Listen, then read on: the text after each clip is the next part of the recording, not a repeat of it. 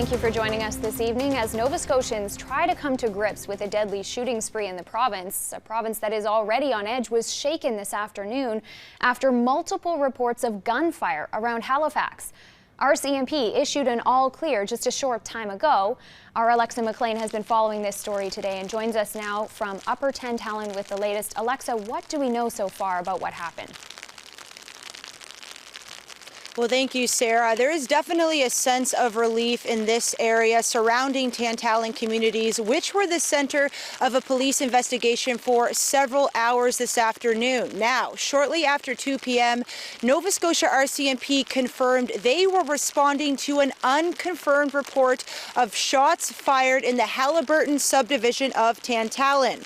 Local businesses like Sobeys and the NSLC locked down as a safety precaution, and residents were asked to stay inside. Several streets throughout the Haliburton Hills and Highland Park Heights subdivision were blocked off by RCMP. Around 4 p.m., an emergency alert was issued, stating police were on the scene of a wooded area between Haliburton Hills and Highland Park Heights subdivision. The alert stated police were also responding to an additional report of shots fired in the Omega Court area of Hubli.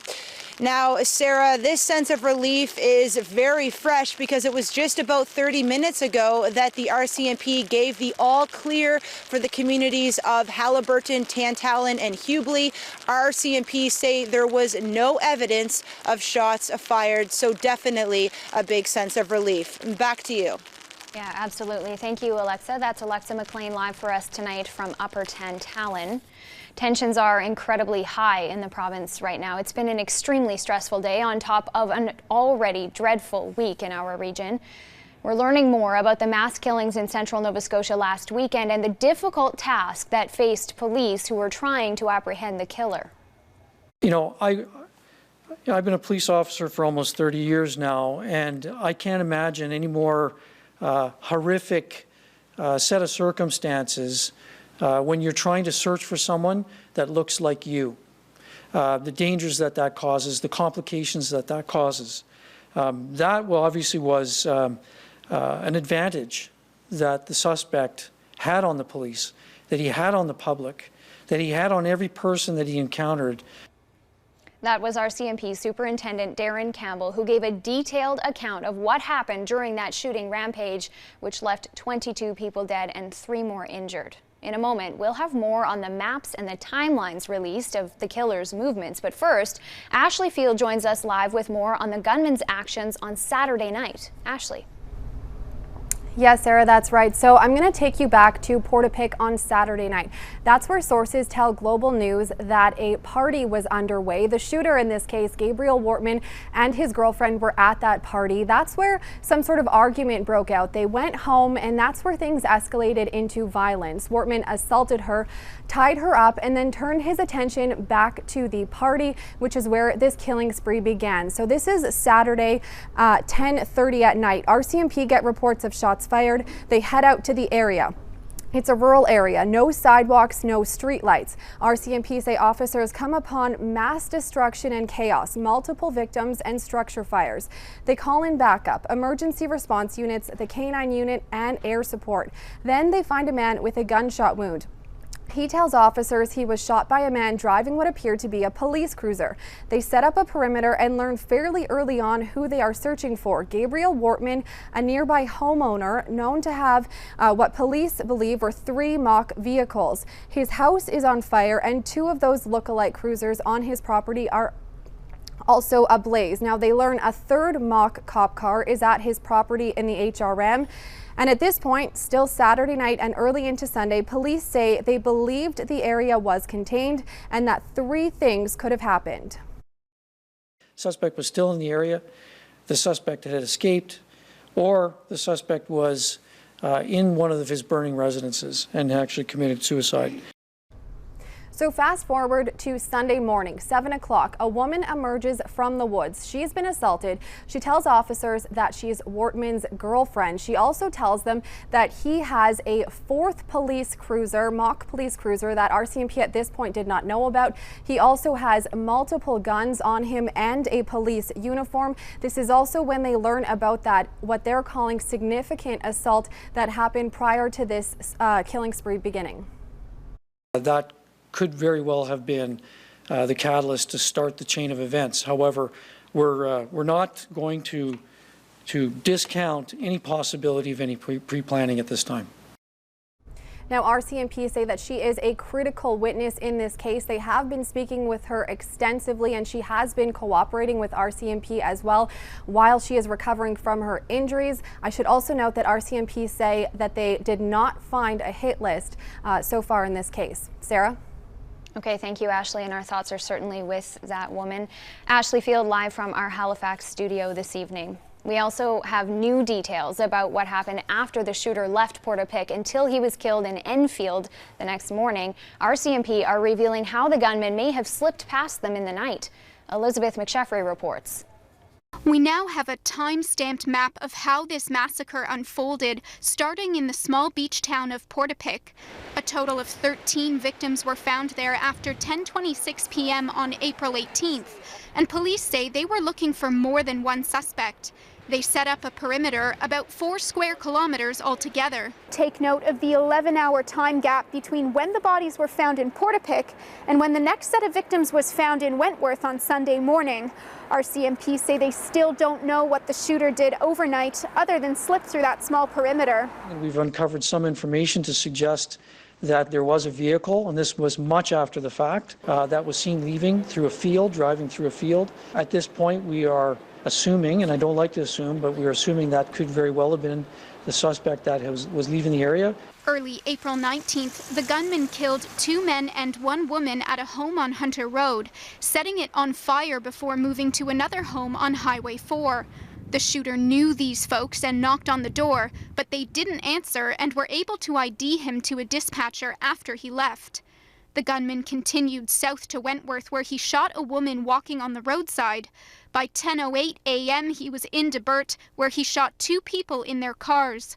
Shortly afterward, Constable Chad Morrison had arranged to meet Constable Heidi Stephenson at Highway 2 and 224. Constable Morrison thought that the vehicle was Constable Stephenson.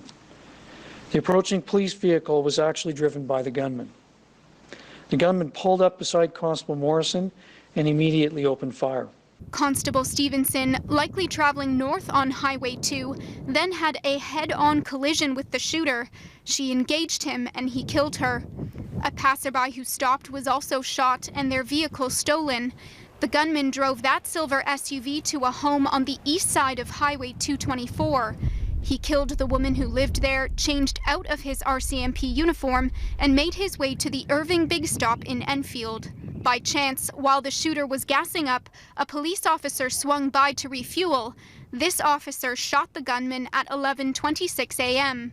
RCMP now know from videos they've collected that the shooter came into close proximity with other officers during his spree, but chose not to engage them. The RCMP hope to address these questions and more as their investigation into this deadly massacre continues. Elizabeth McSheffrey, Global News, Halifax. That news conference from RCMP this morning lasted just over an hour and, as you've heard, gave a significant amount of information about this ongoing investigation. Now, to talk more about this, we're joined now by Ottawa Bureau Chief Mercedes Stephenson. Mercedes, that was a remarkable news conference by RCMP. Where does the investigation go from here? Well, Sarah, there are still so many sites that the RCMP are trying to pore over to get all of the forensic details that they can. They'll certainly be talking to anybody who knew the gunman, asking if he had talked about doing something like this, if they were aware of his planning or his motives, if they know anything about particular people he may have been targeting. And also, one of the big questions that everyone is looking for those answers to, how many people knew that he had this kind of a police uniform or police car? Did anybody in the RCMP know about it it, and what did they think he was doing with it if they were aware of it? How did he get those guns? Another big question, and they've said that one was registered in Canada, they believe, but he didn't have a firearms license. The rest came in from the U.S. So did he have some kind of a license in the U.S. and he was smuggling these guns back into Canada? Was he buying them illegally? How did he come into a possession of such a large number of firearms, and what was he doing with all of those? One of the biggest challenges, though, in all of this is, first of all, the fact that a number of the witnesses tragically have died. The gunman himself, of course, is dead, so he can't answer questions, and he burned his home to the ground, at least the one that was out in Portapique, and with it, all of the evidence inside. But certainly police will be searching any computers remaining, social media, any phones that may have survived that could be in his denturist practice or in any of the other locations where he owned or co-owned property. Okay, Mercedes, were there questions that you thought were left unanswered in all of that? Obviously, there's an extensive investigation still to come here. I'm curious to know how well he was known to police before this. We know there was a previous minor incident with the Halifax Regional Police, but before that, he had a conviction for assault. Was there anything in police records between then and now that indicated that this was someone who was violent? I'm very curious to know, Sarah, how he got those guns, because that could expose as well a larger loophole for how guns are coming in or whether or not he had any kind of help. And I think tragically, at the end of this, while we're looking for all of these answers, the why will probably never really make sense of such a horrific act, but there will also be difficult questions in coming days for the RCMP about how they responded, but important ones, because things like having enough training or equipment could potentially save lives in the future if that was lacking in this case. And we simply don't have the information to know the answers to that just yet at this time. Okay, thank you so much, Mercedes. That was Ottawa Bureau Chief Mercedes Stephenson live tonight from Ottawa. With heavy hearts, people continue to show their support for the victims and their families with roadside memorials that stretch right across this province. As Jesse Thomas reports tonight, many are finding new ways to grieve and come together during the pandemic.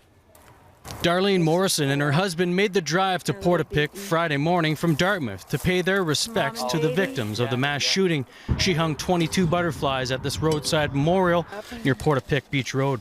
Thought, you know, the first responders and the RCMP, you know, they're there to serve and protect for humanity. And I thought, you know, we can't hug each other now.